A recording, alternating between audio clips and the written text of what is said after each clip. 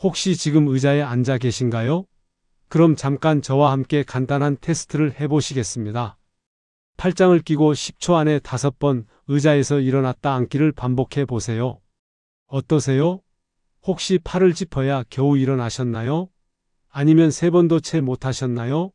만약 그렇다면 지금 이 순간 여러분의 근육이 빠르게 녹고 있다는 경고등이 켜진 겁니다. 근육이 줄어들면 어떤 일이 생길까요? 단순히 걷기나 계단 오르기가 힘들어지는 정도가 아닙니다. 장을 보러 가는 것도, 화장실을 가는 것도, 심지어 침대에서 일어나 앉는 것조차 버거워집니다. 많은 분들이 나이 드니까 그렇지 하고 넘기시는데 이건 단순히 나이 때문이 아닙니다. 근육의 연료가 부족해서 생기는 문제입니다. 제가 얼마 전 만났던 정정숙 어르신 이야기를 들려드리겠습니다. 그분은 74세로 평생 초등학교 교사로 일하시다가 정년퇴임을 하셨습니다. 퇴직 전까지는 매일 아침 학교에 출근하고 아이들을 가르치고 운동장을 오가며 활기차게 보내셨죠. 그런데 퇴직 후 집에서 보내는 시간이 늘어나면서 서서히 변화가 시작됐습니다. 처음엔 별거 아니었어요. 그냥 조금 피곤하다는 느낌 정도였습니다. 그런데 몇 달이 지나자 아침에 침대에서 일어날 때 다리에 힘이 없었습니다. 의자에 앉았다가 일어설 때 휘청거리는 일이 잦아졌고 마트에 갔다가 계단을 오르려면 중간에 꼭 쉬어야 했습니다. 그분은 처음엔 그냥 나이 탓이려니 했습니다. 주변 사람들도 70 넘으면 다 그렇다고 했으니까요. 하지만 점점 일상생활이 힘들어졌습니다. 하루 3끼를 꼬박꼬박 챙겨 드셨는데도 기력이 떨어지고 오후만 되면 온몸에 힘이 빠졌습니다. 그래서 병원에 가보니 특별한 질병은 없다고 했습니다. 다만 근육량이 또래 평균보다 많이 낮다는 이야기를 들었죠. 그때 저를 찾아오셨습니다. 저는 그분의 식단부터 확인했습니다. 아침에는 흰죽에 김치, 점심에는 국수나 칼국수, 저녁에는 밥에 나물 반찬 위주였습니다. 하루 3끼를 드셨지만 정작 근육을 만드는 단백질은 거의 드시지 않고 계셨습니다. 그래서 제가 간단한 식단 변화를 제안했습니다. 아침에 달걀 2개와 두부반모, 점심에는 생선이나 닭가슴살 1조각, 저녁에는 콩비지찌개나 북어국을 추가하는 것이었습니다. 그리고 의자에 앉았다 일어서기를 하루에 3번, 한 번에 10회씩만 해보시라고 했습니다. 처음엔 반신반의하셨습니다. 이게 무슨 효과가 있겠냐고 하셨죠? 하지만 일단 한번 해보시겠다고 하셨습니다. 일주일이 지났을 때 전화가 왔습니다. 아직 큰 변화는 모르겠지만 아침에 일어나는 게 조금 수월해진 것 같다고 하셨습니다. 2주가 지나자 계단을 오를 때 중간에 쉬지 않아도 된다고 하셨습니다. 그리고 한 달이 지났을 때 그분은 시장까지 걸어가서 장을 보고 오셨습니다. 처음에 했던 10초 테스트도 이제는 5번을 무난하게 통과하셨습니다. 이 변화가 가능했던 이유는 뭘까요? 특별한 약이나 치료를 받은 게 아닙니다. 그저 매일 먹는 식사에서 근육의 재료가 되는 단백질을 충분히 챙기고 간단한 움직임을 꾸준히 반복한 것뿐입니다. 근육은 하루아침에 만들어지지 않습니다. 하지만 하루하루 쌓이는 작은 변화가 1년 후의 삶을 완전히 바꿔놓습니다. 여러분도 오늘 한번 테스트를 해보시고 그 결과를 어딘가에 적어두세요. 그게 바로 회복의 시작점이 됩니다. 지금부터 함께 그 기록을 바꿔나가 보겠습니다. 저는 지금까지 근육이 줄어들어 고생하시는 많은 어르신들을 만나봤습니다. 그분들을 보면서 안타까웠던 건 대부분 이미 늦었다고 포기하고 계셨다는 점입니다. 하지만 그 중에는 정말 놀라운 변화를 경험하신 분들도 있습니다. 식단 하나만 바꿨을 뿐인데 인생이 완전히 달라진 경우들 말이죠.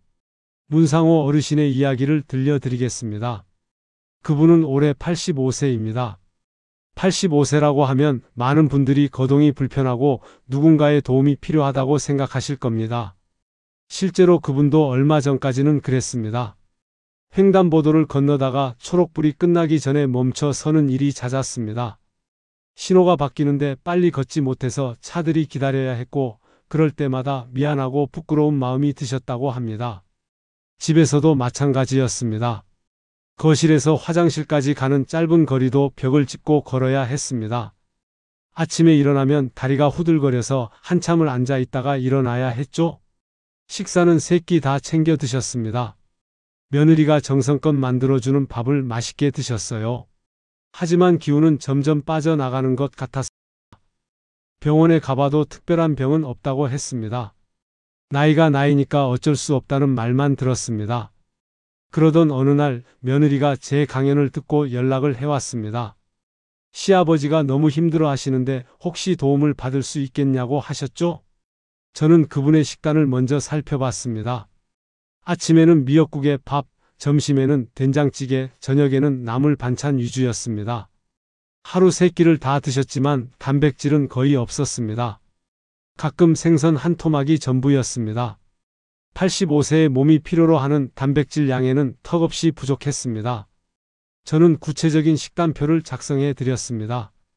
아침에는 달걀찜에 두부 한 모를 추가하고 점심에는 닭가슴살이나 생선을 꼭 넣고 저녁에는 콩비지나 북어국을 먹도록 했습니다.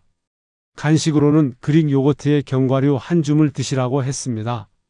그리고 하루에 한 번씩 의자에 앉았다 일어서기를 10회씩만 해보시라고 권했습니다. 처음 2주는 별다른 변화가 없었습니다. 오히려 그분은 이렇게 많이 먹어야 하나 싶어 부담스러워 하셨습니다. 하지만 며느리가 꾸준히 식단을 챙겨주셨고 그분도 믿고 따라주셨습니다. 3주가 지났을 때부터 변화가 시작됐습니다. 아침에 일어날 때 다리에 힘이 생기는 느낌이 들었습니다. 화장실을 갈 때 벽을 짚지 않아도 걸을 수 있었습니다. 4주째에는 집 앞 골목을 혼자 걸어서 왕복하셨습니다. 그리고 6주가 지났을 때 정말 놀라운 일이 일어났습니다. 그분이 직접 시장에 다녀오신 겁니다. 며느리가 함께 가려고 했는데 혼자 갈 수 있다며 나가셨습니다. 횡단보도도 초록불 안에 건넜고 계단도 쉬지 않고 올라오셨습니다. 장바구니를 들고도 거뜬했습니다. 며느리는 믿을 수 없다며 울먹이셨다고 합니다. 불과 2달 전만 해도 집 안에서조차 휘청거리던 분이 이제는 혼자서 시장을 다녀온 겁니다. 85세에도 이런 변화가 가능했던 이유가 뭘까요? 그분이 특별한 운동을 하신 것도 아니고 비싼 약을 드신 것도 아닙니다. 단지 식단을 바꾼 것뿐입니다. 근육을 만드는 재료인 단백질을 충분히 공급해주고 간단한 움직임을 꾸준히 반복한 것이 전부입니다. 단백질은 단순한 영양소가 아닙니다. 우리 몸의 근육을 만드는 재료이자 병들고 약해진 몸을 회복시키는 재료입니다. 몸의 엔진을 돌리는 연료이기도 하죠. 이 연료가 부족하면 엔진이 멈춥니다. 하지만 충분히 공급하면 엔진은 다시 돌아갑니다. 나이가 들어서 안 된다는 생각은 잘못된 겁니다. 지금이라도 바꾸면 됩니다. 식단이 바뀌면 움직임이 달라집니다. 움직임이 늘어나면 다시 근육이 생깁니다. 근육이 생기면 더 많이 움직일 수 있습니다. 이런 선순환이 시작되면 삶이 완전히 달라집니다. 여러분도 할 수 있습니다. 내일 아침부터 달걀 2개, 두부 반 모를 식탁에 올려보세요. 그게 바로 여러분 변화의 첫걸음입니다. 근육을 단순히 힘으로만 생각하시나요? 사실 근육은 그 이상입니다. 근육은 우리 건강을 저장하는 통장이라고 할 수 있습니다. 은행에 돈을 저축해 두듯이 우리 몸은 근육에 건강을 저축해 둡니다. 감기에 걸렸을 때, 염증이 생겼을 때, 수술을 받고 회복할 때, 이 모든 순간에 근육에 저장된 단백질이 사용됩니다. 그런데 이 건강 예금을 계속 인출만 하고 저축하지 않으면 어떻게 될까요?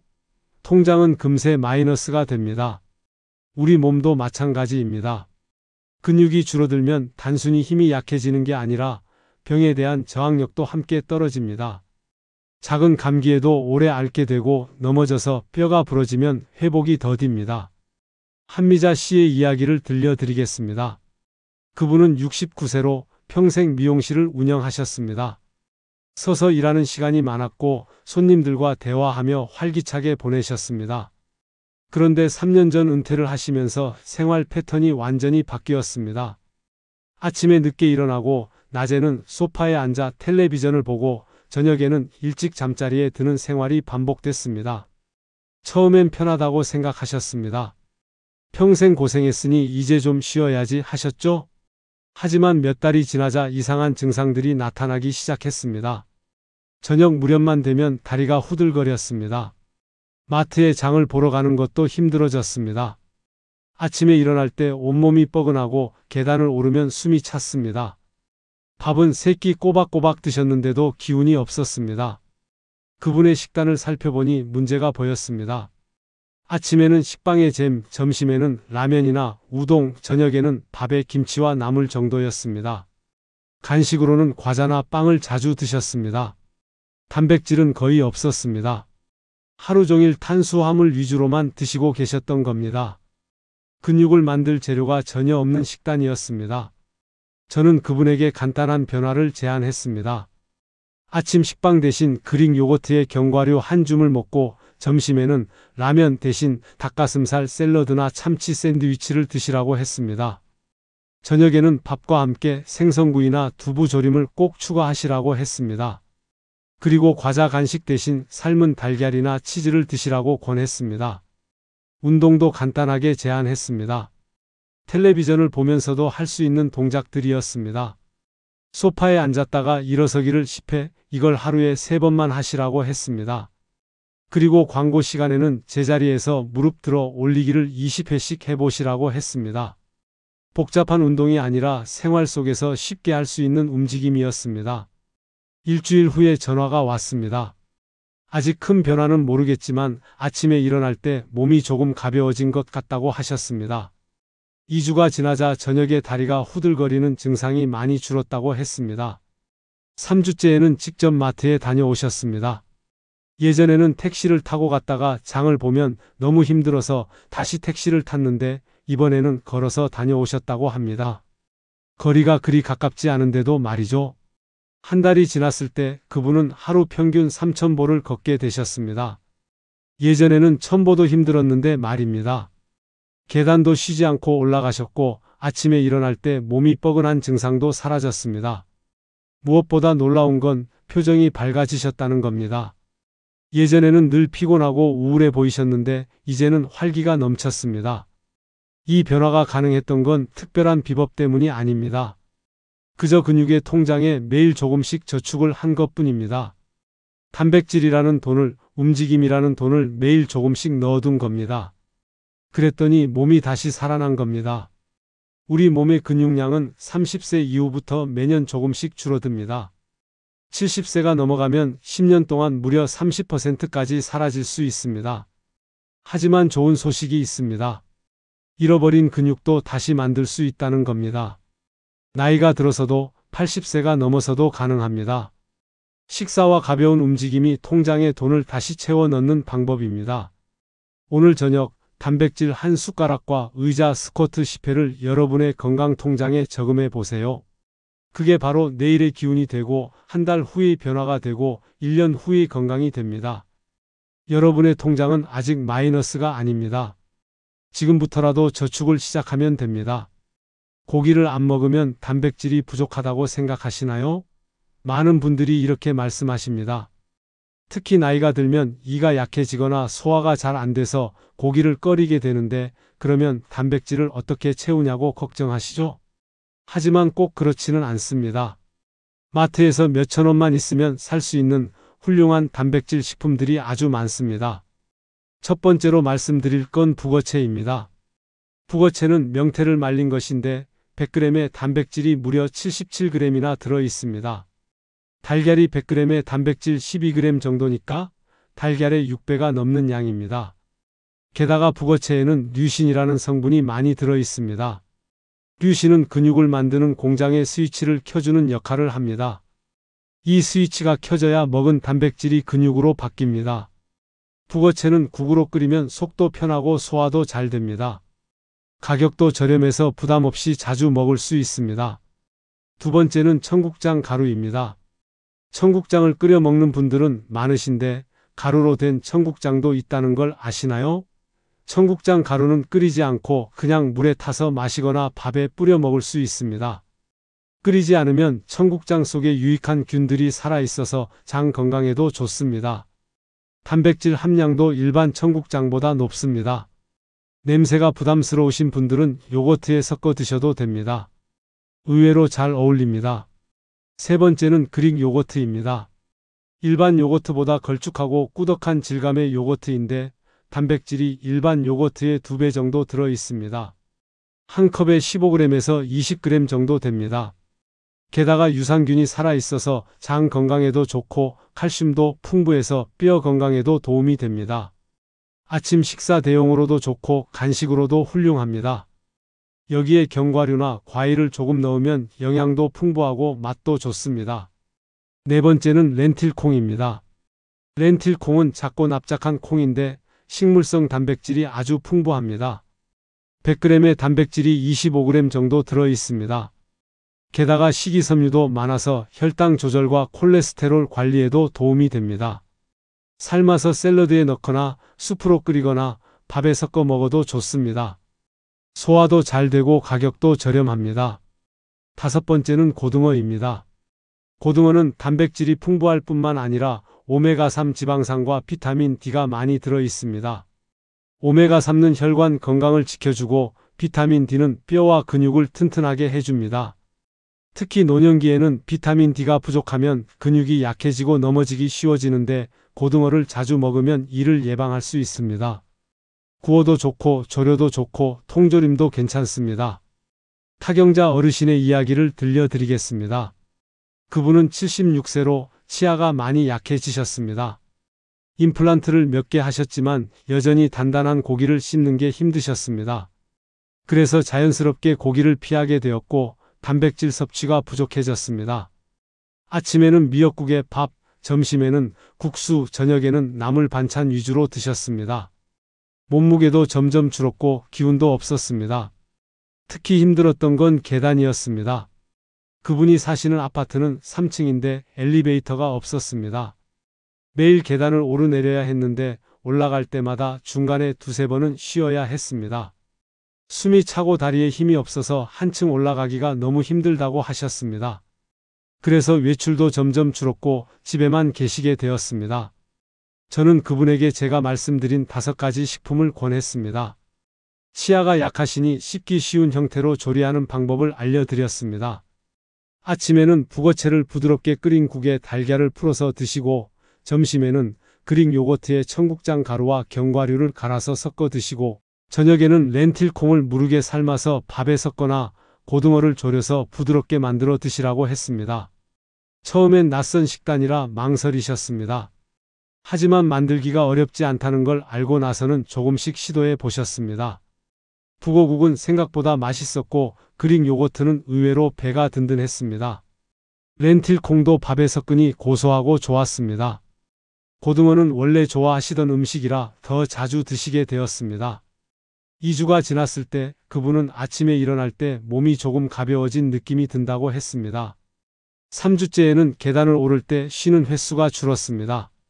예전에는 3번 쉬었는데 이제는 1번만 쉬면 됐습니다. 한 달이 지났을 때 정말 놀라운 일이 일어났습니다. 계단을 한 번도 쉬지 않고 3층까지 올라가신 겁니다. 숨이 약간 찼지만 다리에 힘이 생겨서 멈추지 않고 올라갈 수 있었습니다. 그 후로 그분은 외출도 자주 하시게 되었습니다. 예전에는 계단이 두려워서 집에만 계셨는데 이제는 마음 편히 나갈 수 있게 되었습니다. 친구들을 만나러 가기도 하고 동네 경로당에도 나가시게 되었습니다. 표정도 훨씬 밝아지셨습니다. 이 5가지 식품의 공통점은 뭘까요? 복잡한 조리법이 필요 없다는 겁니다. 끓이거나 섞거나 굽기만 하면 됩니다. 특별한 요리 실력도 필요 없습니다. 그리고 가격도 부담스럽지 않습니다. 이제는 무엇을 먹느냐보다 어떻게 챙기느냐가 중요합니다. 오늘 마트에 가실 때 이 5가지를 장바구니에 담아보세요. 북어채, 청국장 가루, 그릭 요거트, 렌틸콩, 고등어. 이게 바로 여러분의 근육보험입니다. 비싼 보험료를 낼 필요 없습니다. 이 5가지면 충분합니다. 단백질을 많이 먹는 것도 중요하지만 사실은 언제 어떻게 먹느냐가 더 중요합니다. 같은 양을 먹어도 먹는 시간과 방법에 따라서 근육이 될 수도 있고 그냥 배출될 수도 있습니다. 특히 나이가 들면 우리 몸의 근육 합성 효율이 떨어집니다. 젊을 때는 조금만 먹어도 근육이 잘 만들어졌는데 나이가 들면 같은 양을 먹어도 근육으로 잘 바뀌지 않습니다. 그래서 노년기에는 한 번에 충분한 양을 먹는 게 중요합니다. 너무 적게 먹으면 근육 합성의 스위치 자체가 켜지지 않습니다. 반대로 한 번에 너무 많이 먹어도 소용없습니다. 우리 몸이 한 번에 흡수할 수 있는 양이 정해져 있기 때문입니다. 그럼 얼마나 먹어야 할까요? 연구에 따르면 노년기에는 한 끼당 25g에서 30g의 단백질이 적당합니다. 하루 3끼를 드신다면 매 끼니마다 이 정도 양을 챙기시는 게 좋습니다.